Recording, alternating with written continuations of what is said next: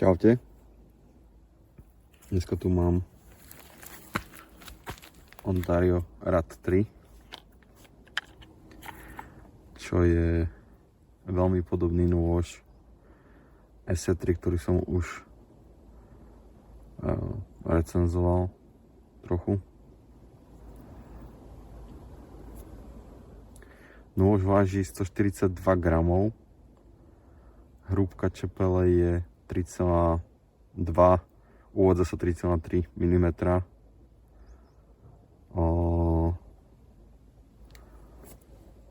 Na ručke je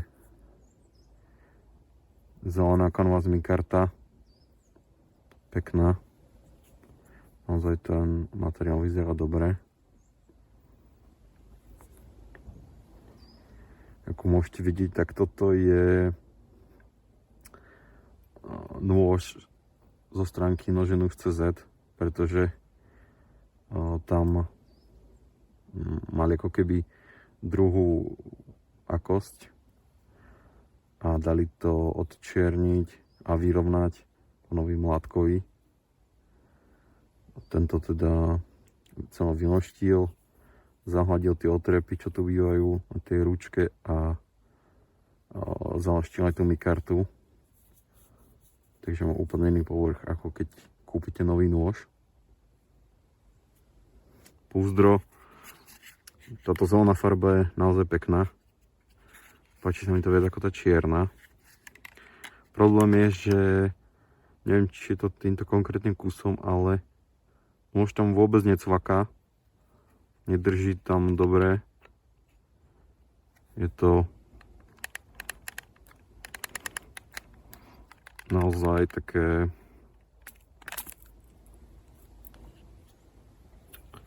zlé, čo sa týka tohto.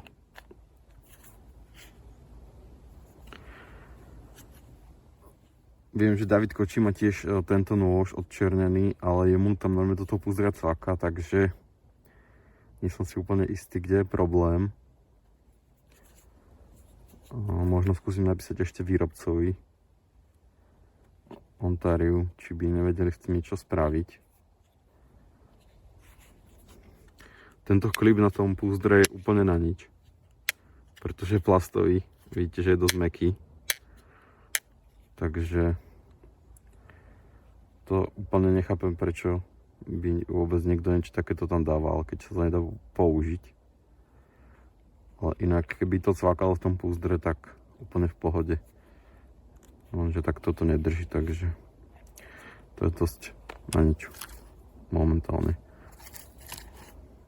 Nôž samotný je z 1095 oceli uhlíkovej, i keď uvádza sa niekedy, že teraz sa vyrába už 1075, neviem, je to viac menej jedno.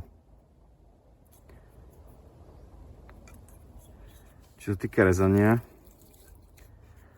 tak ešte čo sa týka výbrusu, tak býva tu fazeta, ale tým, že je to takéto vymaštené a tým, ako sa to leštilo, tak tá fazeta ako keby zmizla a je tu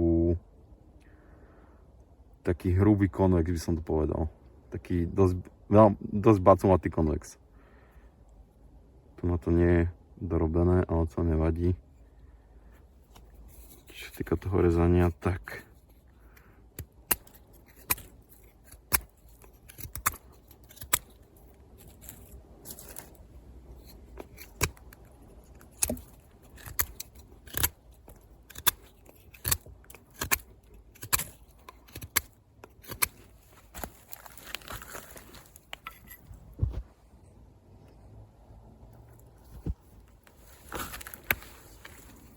samozrejme reže to, ale nie je to... Je to veľmi podobné tomu SC3. Tým rezaním.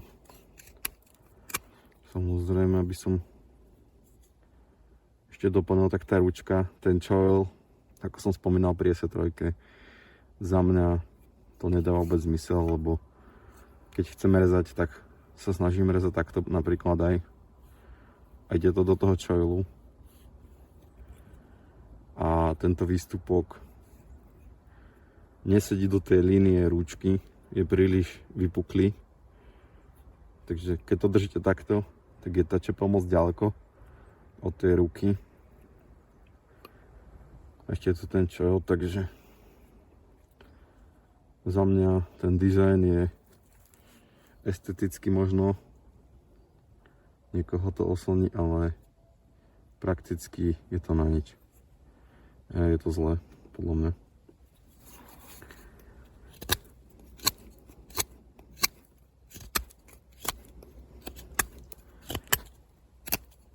Teraz ste videli, že ten nôž aj vybehol z toho rezu.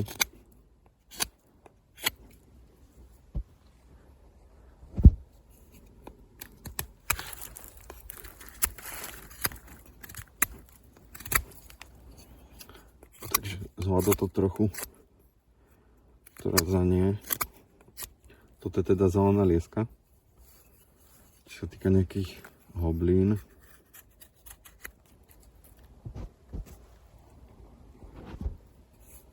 Tak.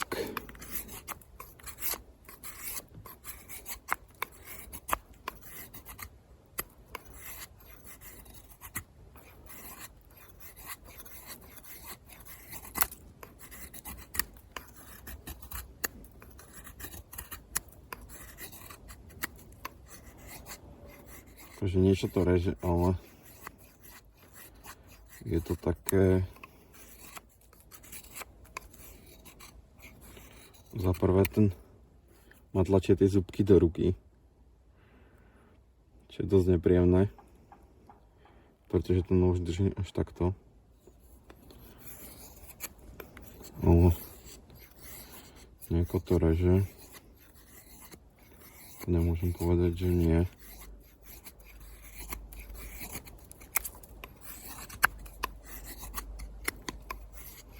A ono to nejde hlboko. A treba ten nôž dosť nakloniť, aby išiel do toho rezu.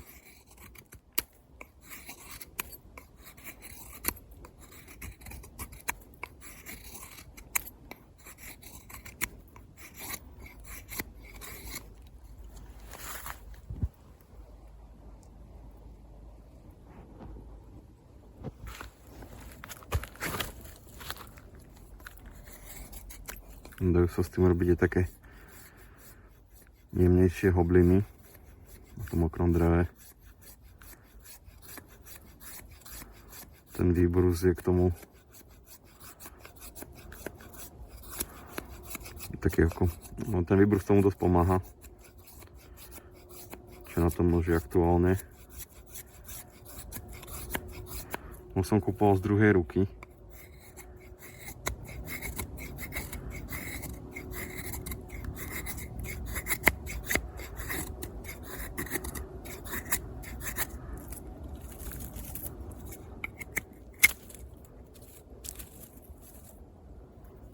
Takže zelená lieska relatívne bez problémov.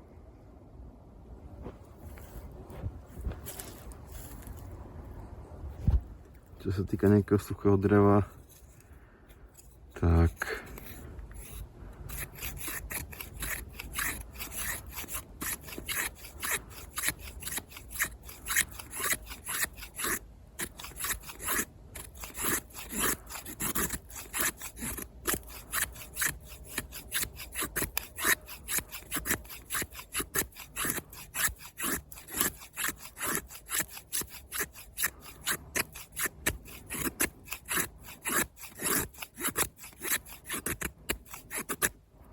som vral, ten tlačím to do tej ruky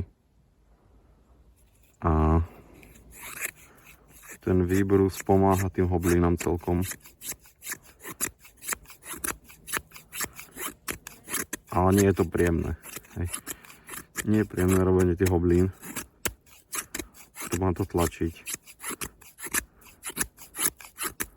A zase to drží.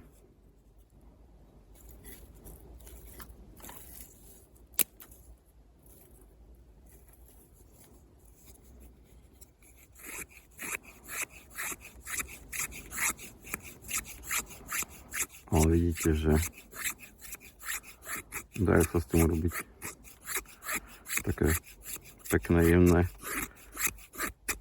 uzavreté hobliny.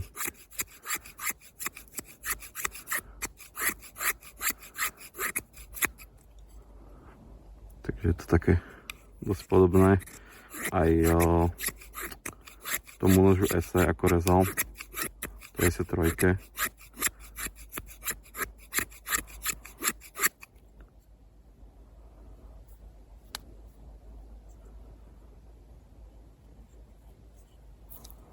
Nejaké iné drevo.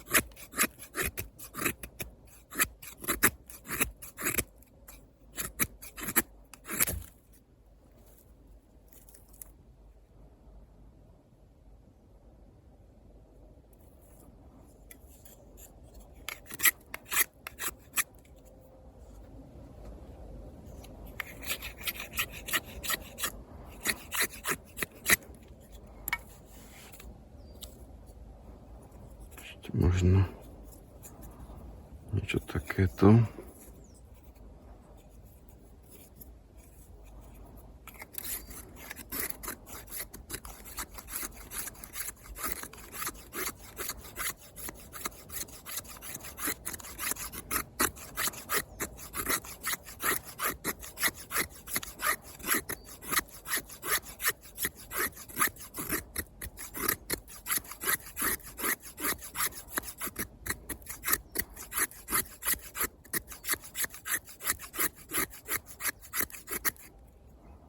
Takže viete, že dajú sa robiť nejaké hobliny, ale ako vravím, nie je to nejako extra príjemné.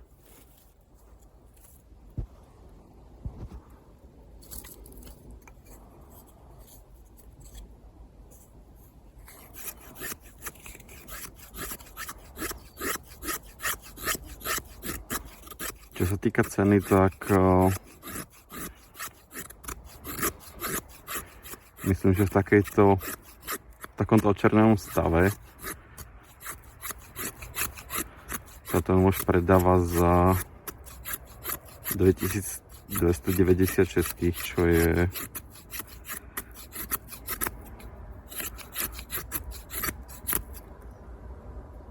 €92 skoro. Približne. To mi príde dosť veľa. V Amerike sú tie nože lacnejšie. Bol k tomu teda aj Tek-Lok, originál. A ten som zabudol zobrať a ten mi nepríde až taký dôležitý. A čo sa týka samotného noža, tak za tie peniaze to podľa mňa nestojí. Aj či už hlavne ten úchop je zlý. Tá ergonomia a sú proste lepšie možnosti za tie peniaze. Hej.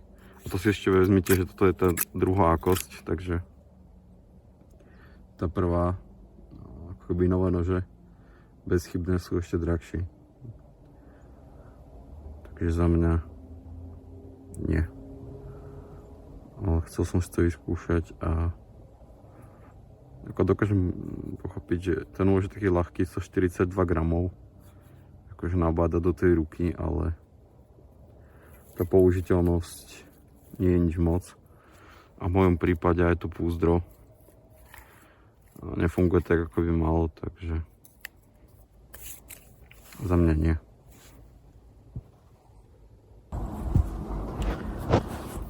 Ešte malo doplnenie v rámci rezania suché jedle.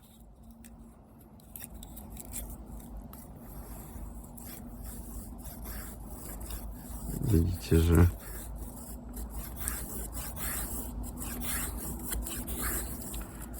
má to tendenciu tú jedlu krútiť. Je toho, ako vravím, na konci je v podstate taký bacomatý konvex poriadne a to spôsobuje to krútenie.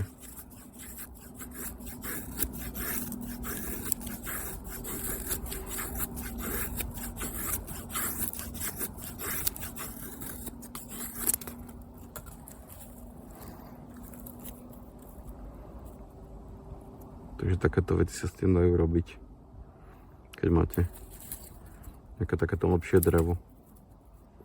Ale tu vidíte, toto je z anglického videa.